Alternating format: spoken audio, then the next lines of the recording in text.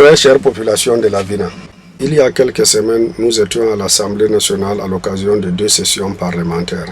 Après les 10 sessions, nous devrions nous retrouver avec vous dans le cadre d'un rassemblement de remerciements et d'une tournée parlementaire dans nos différents arrondissements en vue d'y rendre compte. En dépit du contexte sanitaire difficile marqué par la propagation du coronavirus que nous vivons dans notre pays, grande est notre joie d'être de nouveau parmi vous. Vous le savez déjà, nous faisons face à une pandémie. Elle nous impose un nouveau mode de vie. Pour cela, la responsabilité de chacun d'entre nous est engagée. L'assouplissement des mesures gouvernementales dans le cadre de riposte contre le Covid-19 ne doit pas être un prétexte pour un relâchement dans la lutte contre cette pandémie. Le danger est toujours là. Il est permanent. Nous devons nous protéger et protéger nos familles. Respectons les mesures barrières prescrites par le gouvernement. Stoppons la propagation de cette maladie. C'est un combat pour tous. Nous disons bien, c'est un combat pour tous. Chacun doit s'y impliquer. Nous avons toujours appris à faire face à des situations très difficiles et un nouveau défi se présente encore à nous. Ensemble, nous allons le relever, j'en suis sûr.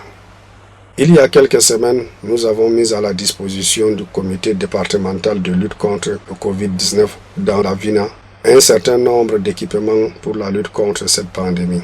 Il s'agit notamment de thermoflash, des kits de lavage de mains, des savons, des affiches, une voiture de sonorisation avec une grande équipe de sensibilisation.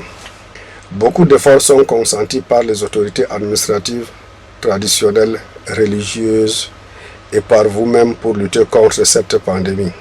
Et beaucoup d'efforts sont faits pour continuer dans ce sens, entre autres, la sensibilisation sur le port strict des masques, la distanciation sociale, le lavage fréquent de nos mains, la minimisation du nombre de personnes lors des regroupements en cas de nécessité absolue.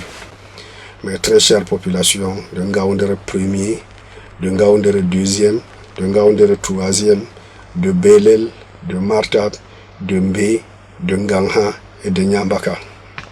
Nous sommes de retour parmi vous depuis quelques semaines et vous rassurons que nous sommes à vos côtés pour faire face à tous nos problèmes quotidiens et surtout celui lié à Covid-19 qui nous préoccupe tous actuellement. Cette absence de quelques semaines était due, comme vous le savez bien, aux 2 sessions parlementaires, à savoir la session de plein droit, c'est la première session consacrée à la validation des mandats des députés et la remise de leurs attributs. La session ordinaire du mois de mars, session dédiée aux examens et votes des projets de loi.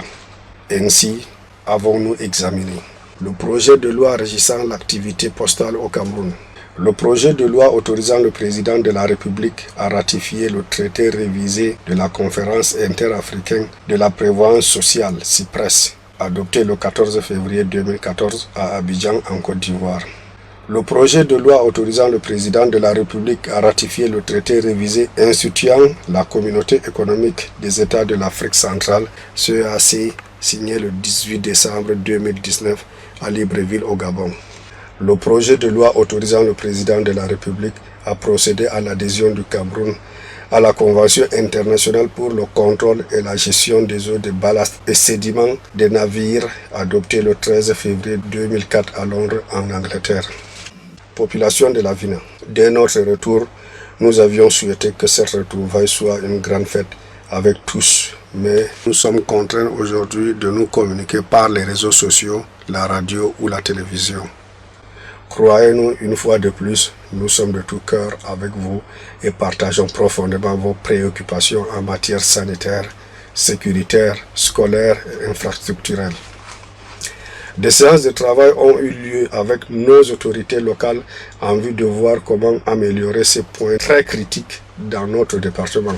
À titre d'illustration, nous avons mis en place un centre de préparation au concours d'entrée dans les grandes écoles comme l'ENAM, École nationale d'administration et de magistrature, et l'École normale supérieure, pour ne citer que celle-ci.